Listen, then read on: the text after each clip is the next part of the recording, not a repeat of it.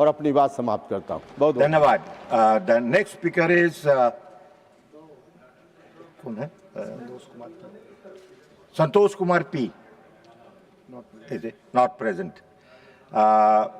Next speaker is Narhari Amin. माननीय उपाध्यक्ष महोदय जी, You'll speak in Gujarati. Are you speaking in Gujarati? Gujarati में बोल रहे हैं? मैंने भेजा हुआ है। हाँ, मिला। વર્ષ 2026-27 આ બજેટ 140 કરોડ દેશવાસીઓની આકાંક્ષાઓને સંતોષ આપનારું આ બજેટ છે, જે દેશના અર્થતંત્રને મજબૂત કરે છે અને વિકસિત ભારતનો રોડ મેપ દર્શાવે છે. લોકોના સપના સાકાર કરનારું આ બજેટ છે અને ભારતના ઉજ્જવળ ભવિષ્યના પાયાને વધારે મજબૂત કરનારું આ બજેટ છે. ભારત બહુ ઝડપથી વિશ્વની ત્રીજી સૌથી મોટી ઇકોનોમી બને તે દિશામાં આગળ વધી રહ્યું છે. બજેટ ભારતની વૈશ્વિક ભૂમિકાને વધારે મજબૂત કરે છે. દેશના લોકોએ 2047 સુધીમાં દેશને વિકસિત ભારત બનાવવાનો સંકલ્પ લીધો છે.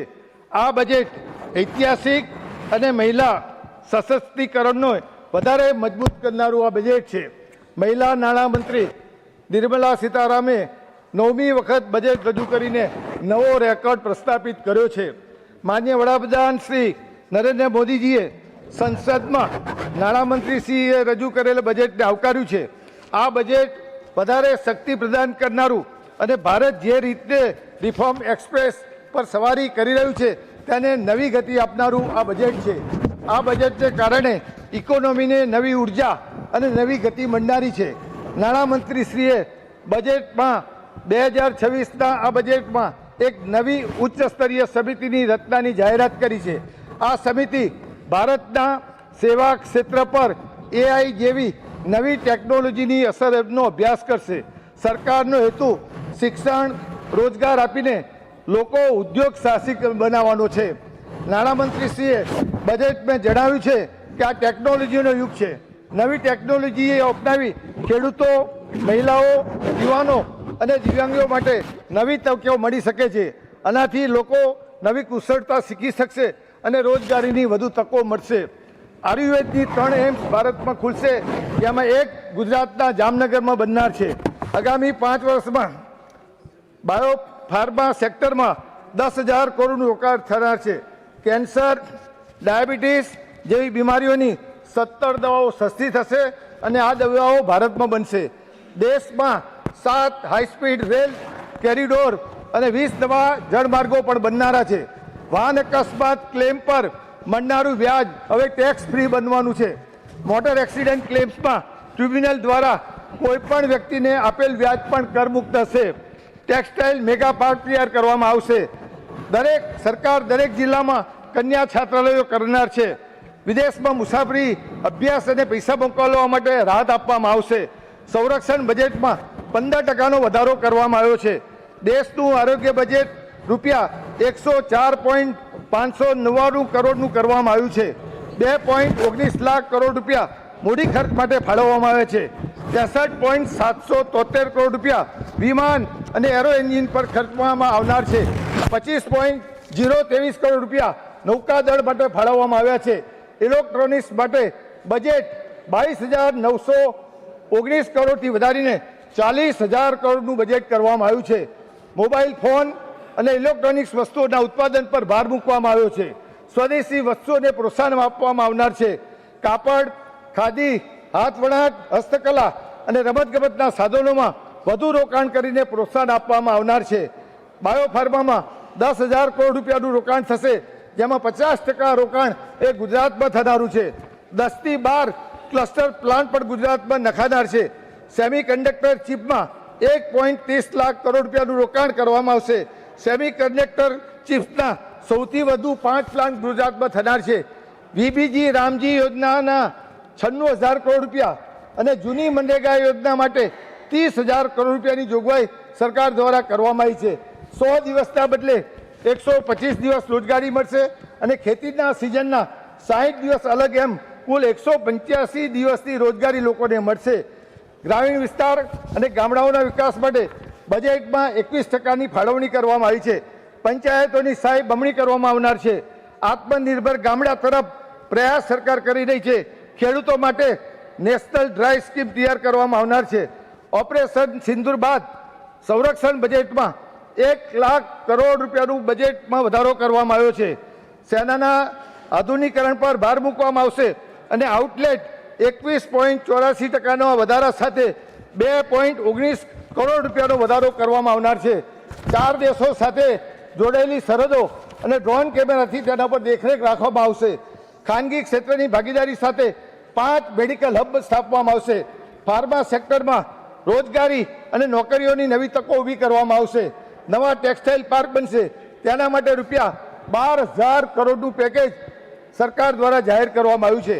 વિદેશમાં પૈસા મોકલવા માટે TCSમાં 5%થી ઘટાડીને 2% કરવામાં આવ્યા છે। રૂપિયા 12.2 લાખ કરોડ ડિજિટલ ઇન્ફ્રાસ્ટ્રક્ચર માટે ફાળવવામાં આવ્યા છે। રૂપિયા 1.70 લાખ કરોડ ખાતર માટે ખર્ચાશે। રૂપિયા 3610 કરોડ નક્સલી ક્ષેત્રોને સુરક્ષા માટે ખર્ચાશે। ધોળાવીરા અને લોથલ સહિતના સ્થળોને પ્રવાસન તરીકે વિકસાવવામાં આવશે। ગુજરાત સહિત રાજ્યોની પોલીસને વધુ આધુનિક બનાવવા માટે 4,161 કરોડ રૂપિયા ભારત સરકાર દ્વારા ફાળવવામાં આવ્યા છે। ગુજરાત પાકિસ્તાન સાથેની જળ જમીન સરહદને સુરક્ષા માટે 5266 કરોડ રૂપિયા ફાળવવામાં આવ્યા છે। દેશમાં 13,537 પ્રધાનમંત્રી જન ઔષધિ કેન્દ્રો શરૂ થયા છે, જેમાંથી દવાઓ 80%ના રાહતના દરે આપવામાં આવે છે, જેથી લગભગ લોકોના 38,000 કરોડ રૂપિયાની બચત થયેલી છે।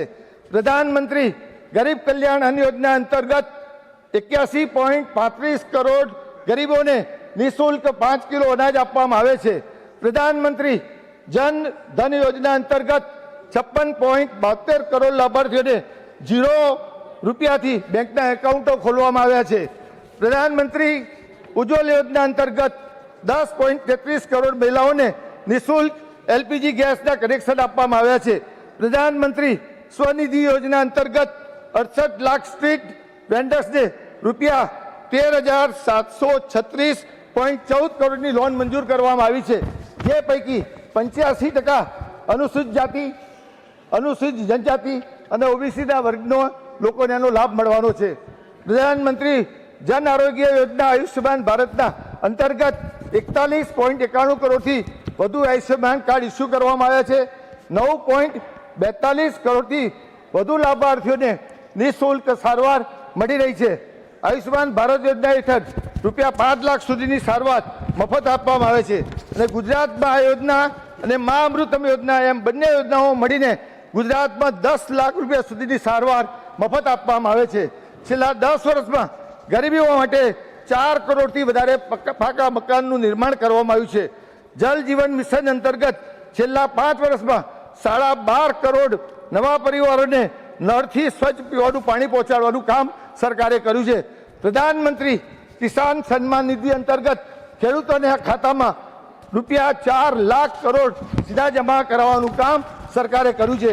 ગુણવત્તાયુક્ત શિક્ષણ અને પ્રાથમિકતા આપતા આદિવાસી વિસ્તારમાં 400થી વધુ એકલવ્ય મોડેલ નિવાસી વિદ્યાલયો શરૂ કરવામાં આવ્યા છે।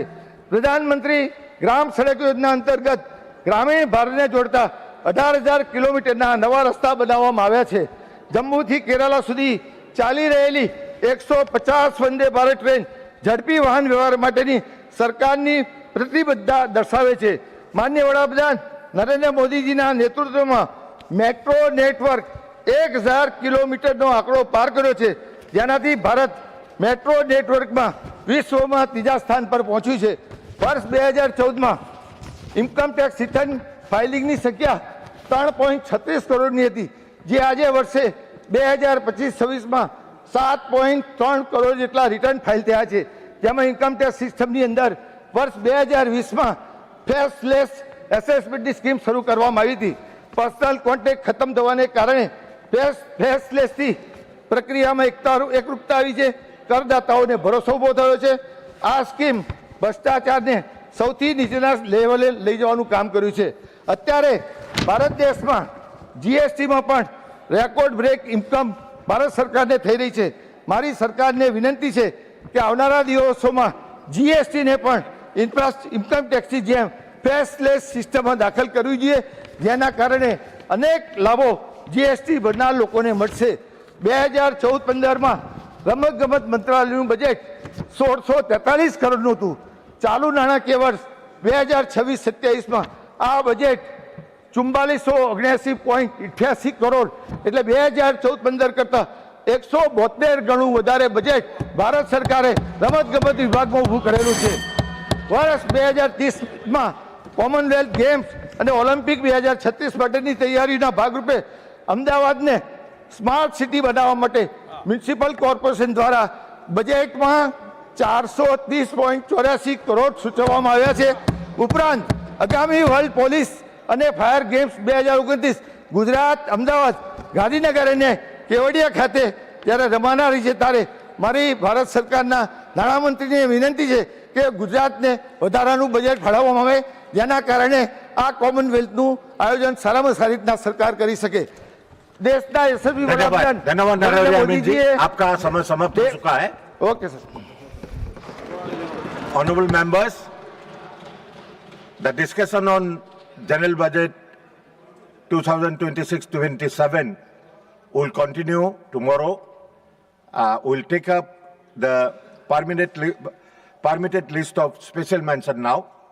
The first special mention is Lahar